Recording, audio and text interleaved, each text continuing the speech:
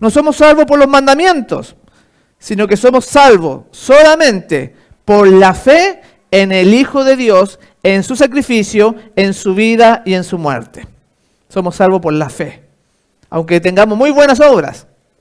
Por eso siempre les digo, si ustedes están a punto de morirse, tienen un accidente, están enfermos en la cama, en el hospital, a punto de morirse, crean que Dios los perdonó y serán perdonados. Eso decía Juan Jos también. Y se salva. Pero, mientras tanto, si usted tiene la oportunidad, debemos servir a Dios con todo nuestro corazón, con toda nuestra alma y con toda nuestra fuerza. Amarlo. Y que se demuestre en la vida. Entonces, Dios estaba preparando en esos años su segunda venida. Y le dio a este pueblo adventista en 1888, le dio el gran mensaje de que somos salvos por la fe. Somos salvos por gracia, un don inmerecido que nosotros no hicimos nada. Y el Señor murió en la cruz antes que naciésemos.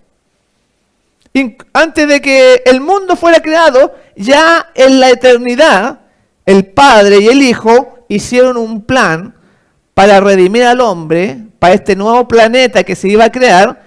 En caso de que cayese Adán, ya había un plan, un sustituto, un rescate por nosotros. ¿Qué hizo la Iglesia Adventista del Séptimo Día en ese congreso de 1888? Rechazó el mensaje de la justificación por la fe. Y Cristo no vino.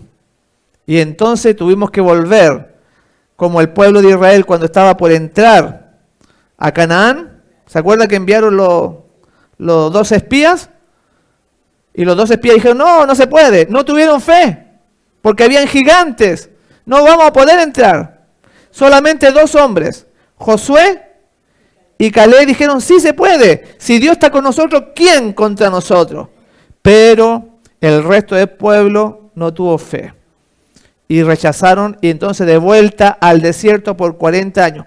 Lo mismo le pasó a este movimiento adventista. Al rechazar en 1888, estamos aquí de vuelta en el desierto. Hasta el día de hoy. ¿Se acuerdan que recién vimos periodo de 40 años? Estamos en los últimos 40 años finales. Entonces, pongámosle ahí. El rechazo, Minneapolis, justificación por la fe, fue rechazado. Rechazado. ¿Están aprendiendo un poco la historia nuestra? Muy bien, excelente. ¿Están notando? Tienen que repasarlo porque esta es nuestra historia. Así es la Iglesia Adventista del Séptimo Día. Una adventista que no conoce su historia no es adventista. Y por eso recién dije, los hermanos llevan 20, 30 años, 40 años, no tienen idea dónde llegaron, y cuando se van no tienen idea de dónde se fueron tampoco. Ustedes ven que muchos hermanos se van. Ahora han habido hasta pastores adventistas que se están haciendo católicos. Es así que la última bomba. ¿Cuándo habíamos visto? Antes era el pueblo fiel, venía la gente, los hermanos acá, distinto a la otra iglesia. Y ahora es común que un adventista se vuelva testigo de Jehová, porque son más o menos parecidos. Sí, es inaudito. Entonces, no tenemos nada que temer de lo futuro, a menos que olvidemos cómo Dios nos ha conducido en su historia pasada. Doy gracias a Dios, dice ella, por la manera como nos ha conducido. Pero este pueblo se ha olvidado, ni conocen, ni se lo predican, no se lo enseñan, mucho menos se practica. Aquí estamos viendo, muchas gracias, estamos viendo acá un congreso que realizaban ellos, Lóburo, Jaime Huay, Elena de Huay, toda esa gente ahí se reunía en una casona muy humilde, 200, 300 personas, porque este movimiento empezó a crecer, empezó a abundar. Hoy en día son más de 20 millones, pero si acaso realmente conocen el adventismo, los 20 millones. Entonces vamos a ver un video, el que te comenté recién, donde muestra que en este tiempo de gracia que tenemos estos 40 años, que el pueblo parece que está durmiendo, parece que no se apercibe, que está en tiniebla, pero la Iglesia Católica sigue avanzando, mis hermanos. Es el por eso que va a ser un pequeño remanente, son 20 millones, y después ¿cuántos van a quedar? Ojalá que nosotros quedemos dentro de eso. Vamos a ver este cura, que sus palabras muestran un poco el camino de la Iglesia Católica en implantar el día falso, el día domingo, en el mundo. Colócale, por favor. Nosotros, promoviendo el descanso dominical, no estamos queriendo imponer un precepto a otros que no tienen nuestra fe, sino que estamos promoviendo el goce de un derecho humano, trabajar como hijos, trabajar como hermanos y no, como decimos vulgarmente nosotros, no trabajar como burros. Todos necesitamos, para poder trabajar humanamente, descansar, que tiene no solamente una dimensión física de recuperar fuerzas con el sueño, sino que tiene también un momento espiritual, sentarse a compartir con Dios la tarea realizada, y también el compartir con los hermanos la tarea realizada. Es por eso que el día común de descanso tiene una gran importancia. No es lo mismo que haya un día de descanso común a que haya un descanso rotativo, digamos, ¿no? Porque el encuentro con el hermano es parte fundamental del día de descanso. Entonces nosotros queremos y alentamos a una renovada vivencia de este día de encuentro, de descanso en el domingo. El encuentro en familia, el encuentro entre amigos. El día domingo es un día también muy particular para visitar a las personas solas, para visitar a las personas más necesitadas. Es un día de libertad.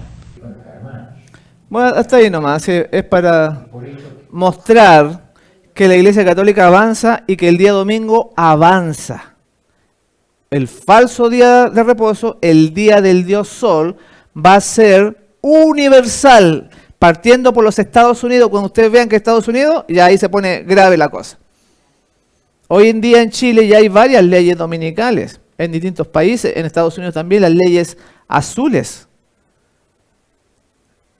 Entonces, como recién dije, son pocos, mis hermanos, realmente los hijos de Dios. Así que tenemos que luchar para estar en esos poquitos. La profecía decía que se iba a reorganizar nuestra iglesia, se iban a escribir libros de una nueva interpretación. ¿Cuántas veces hemos visto libros, incluso en la misma escuela sabática, comentarios de hombres, de filósofos, de teólogos? ¿Para qué? Si tenemos tanta Biblia, porque se ha introducido todo tipo de libros. El templo viviente, por ejemplo, también con el doctor Kelo, que adoraba la naturaleza, tantas cosas. Y una de la reorganización grande que se produjo fue cuando ya murieron ellos. ¿Cuál es esa reorganización grande? Es el manual de iglesia. El manual de iglesia que tiene la iglesia no es bíblico. La iglesia adventista del séptimo día nunca, mis hermanos, cuando ellos estaban vivos, nunca pusieron un manual de iglesia. Pero cuando muere, en 1915, en el año 1932, o sea, 17 años, ¿sí? 17 años después, se impone el primer manual de iglesia, que lo cambian cada 5 años. Entonces, se iba a reorganizar esto. 1932, el manual. Y con esto, con el manual, ya cambió toda la iglesia en distintas partes del mundo. También se puso un presidente. Un presidente. Nunca, escuchen bien, estos son parte de los cambios. Un presidente de la asociación. Nunca era el propósito de Dios que se pusiera un hombre sobre toda la iglesia adventista del séptimo día. Lo leímos el sábado pasado. Y hoy día lo tenemos. Se reorganizó, cambió, mudó. Entonces cuando llega uno nuevo, piensa que esto es la iglesia. Pero la han cambiado completamente. El manual de iglesia cambió todo porque ahora tiene más favor lo que dice el manual que la Biblia misma. Los pioneros decían, nuestro manual es la Biblia. en la palabra de Dios. Ahí tenemos todo lo que el hombre necesita, todo lo que para la vida espiritual, física, matrimonial, de todo. Voy a seguir leyendo. Acá dice, en el conflicto de los siglos, página 654, dice, hay millares de personas que no admiten nada, por evidente que sea su revelación en la Biblia, si resulta en oposición con su credo o con las enseñanzas adoptadas por su iglesia. Usted ve los testigos de Jehová, usted le muestra la Biblia y la iglesia de testigos de Jehová piensa así, y ellos, aunque le muestre con la Biblia, ellos no cambian. Pero lo mismo pasa con muchos hermanos. Aunque usted le muestre la Biblia, por ejemplo, miren, vamos a hablar entonces ahora de este joven, del hijo de Elena G. de White, Epson White. ¿Quién era Epson White? Este hermano estudió como pastor y le fue tan bien que hasta tenía un barco que se llamaba el Morning Star. Iba por el río, llevaba un sanatorio arriba, sanaba gente y predicaba. Pero ¿cuál es la cosa extraña aquí? Que él estaba separado de la iglesia adventista del séptimo día, Epson White. Tenía su iglesia aparte. El diezmo la gente lo daba aparte. Y Elena de White, ¿sabe lo que le decía? Bien, hijo, siga así. Porque él estaba trabajando para la obra, pero los dirigentes entonces, los presidentes y los ancianos entonces, tenían odio contra el hijo de hermana White, Epson White, porque estaba separado de la iglesia. Eso no se lo van a enseñar nunca, es nuestra historia. Sí, trabajaba en forma independiente de la organización. Otro caso más.